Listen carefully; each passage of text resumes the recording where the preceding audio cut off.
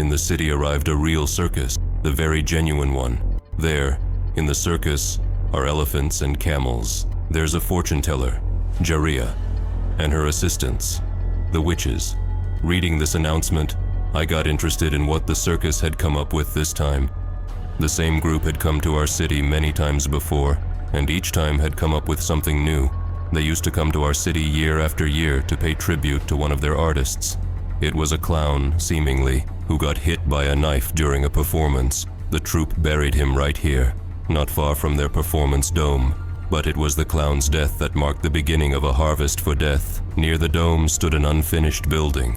They had planned to build a hospital there, but due to lack of money, the construction was frozen.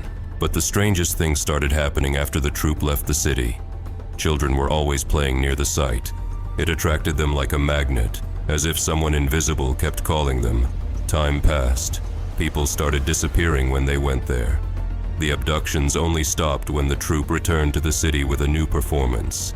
Now, when everyone will be in the tent, I decided to inspect the construction site I had heard so much about. Back then, I thought that since today's performance was on, I had nothing to fear, but I was wrong.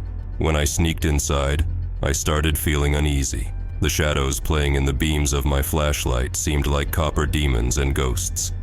Every rustle seemed like a message, and any gust of wind felt like a touch that made my hair stand on end.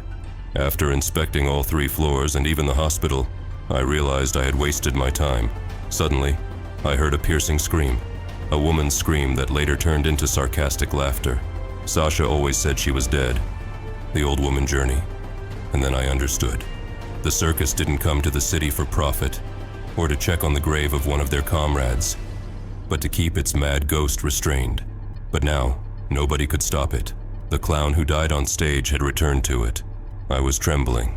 I was on the 3rd floor of the hospital, 3 floors that hindered my way to safety. I couldn't move, but I knew that if I didn't, I'd surely remain here forever. I took out my flashlight and headed towards the stairs, when suddenly, out of the corner of my eye, I noticed a certain dynamic, and she swept past me. I didn't feel a gust of wind.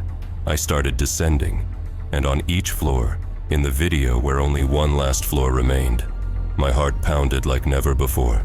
I quickened my pace when suddenly something turned me in the opposite direction of the exit. Before me stood she, in a dirty and torn blue and white suit, her face smeared with makeup that gave her a resemblance to the devil himself, and just below her neck, a throwing knife stuck out. Around it was a dark spot. I looked straight into the face of this monstrosity. She looked at me, grinned, revealing her yellow teeth. Looking closely, I saw that she was decomposing. Little white worms were crawling on her cheek, and her right hand lacked 2 fingers. Slowly and deliberately, she moved towards me and began tearing me apart.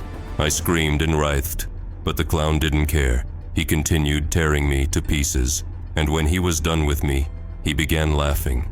He laughed with that very laughter only clowns know.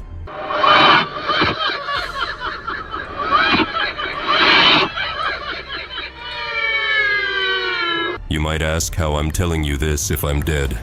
It's quite simple. The clown always sends me to tell stories to those he's going to visit.